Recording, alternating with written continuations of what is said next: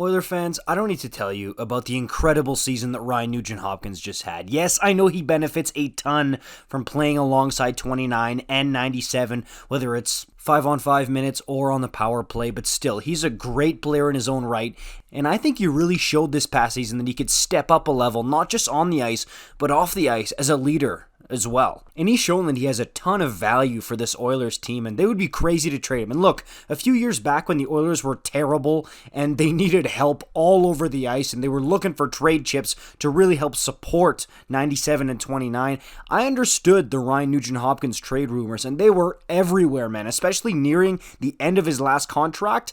You would hear them all the time, and I was honestly ready to flip a coin every single day to see if Nugent-Hopkins would be traded or not. It was honestly that much of a toss-up, especially once Hall and Eberle were both moved out. It seemed like, okay, that old era of Oilers hockey has moved on. Nugent-Hopkins is next, and they're going to move forward with McDavid and draisaitl. But no, they go out and they sign him to an 8-year deal, $5.125 million per season, a great deal for what Nugent-Hopkins provides. And honestly, at the time, it was fair value, right? You're getting a 20, 25 goal scorer, 60 points-ish. He can play up in the top 6, but he can also be a third-line center for you.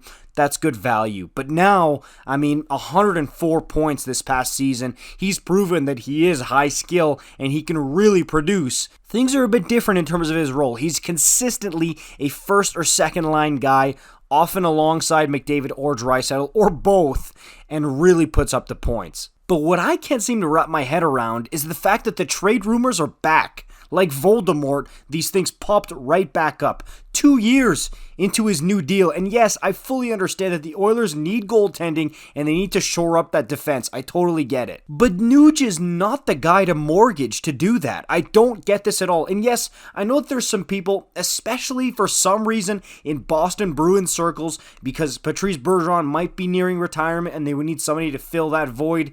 Apparently, Nuge has been the guy linked there.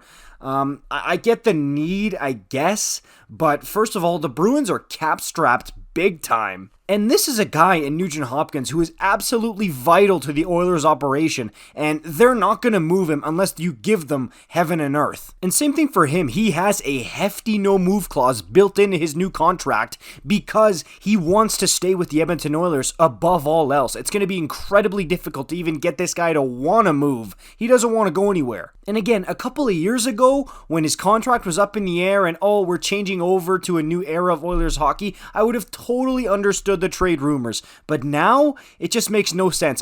Both sides made a long-term commitment to each other to be like, hey, we're part of the solution together. I'm going to be an Oiler for maybe life, but at least for a long, long time here. I want to be with you guys going forward. And same with the Oilers wanting him going forward. This doesn't make any sense at this point. And honestly, if it did happen, it would be such a big spit in the face to Nugent-Hopkins that I'm sure the entire city of Edmonton would be pretty upset about how this went down.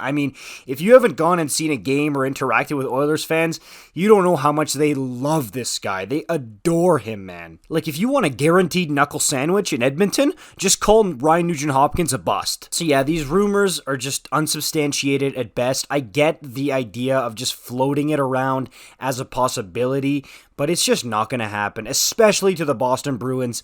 No, it's not going to happen. Nuge isn't going anywhere, and if he was to go somewhere, I don't think it would be the Bruins. Oilers fans and NHL fans in general, let me know what you think about this in the comments down below. As usual, I'll see you in the next one. Peace out.